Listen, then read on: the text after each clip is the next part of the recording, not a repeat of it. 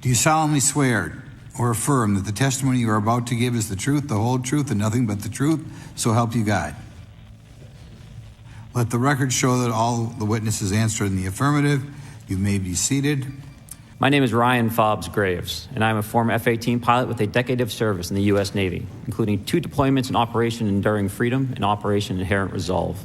My name is David Charles Grush. I was an intelligence officer for 14 years, both in the U.S. Air Force, both active duty, Air National Guard, and Reserve, at the rank of major. I was my agency's co-lead in unidentified anomalous phenomena and transmedium object analysis, as well as reporting to the UAP Task Force, UAPTF, and eventually, once it was established, the All-Domain Anomaly Resolution Office, AARO.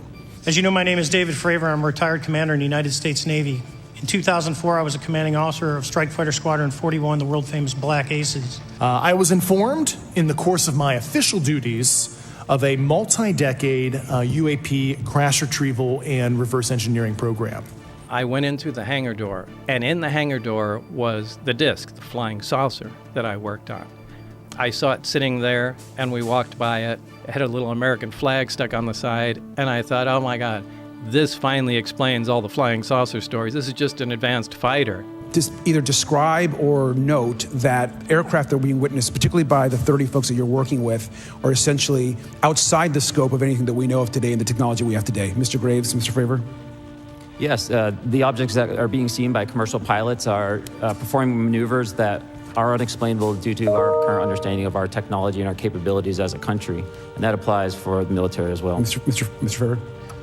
Yeah, I concur with that. We have nothing that can stop in midair and go the other direction, nor do we have anything that can, like in our situation, come down from space, hang out for 3 hours, and go back up. And when it was running, it produced a gravitational field of its own. Now, this is something that we can't do. We can't produce any gravity. The only way we get gravity is from large quantities of mass.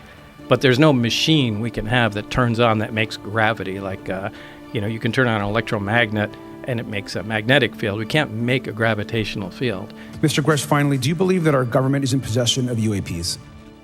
Absolutely, based on interviewing over 40 witnesses over 4 years. And where?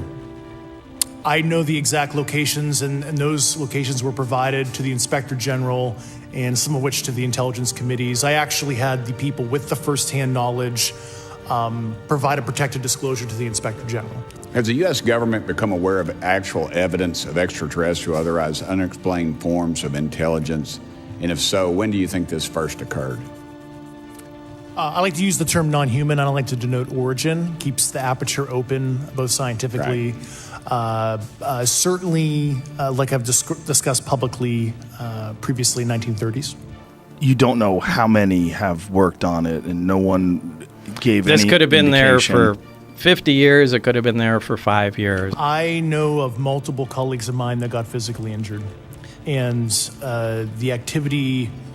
By UAPs or by people within the federal government? Both. As far as you surmised, they had a series of different scientists try to back engineer this thing, try to figure out what this thing was, and they would bring in new people and let's throw Bob at it. Yeah. And they I don't know how many, but I knew there was certainly one before me, and I knew he died during the analysis of the reactor itself.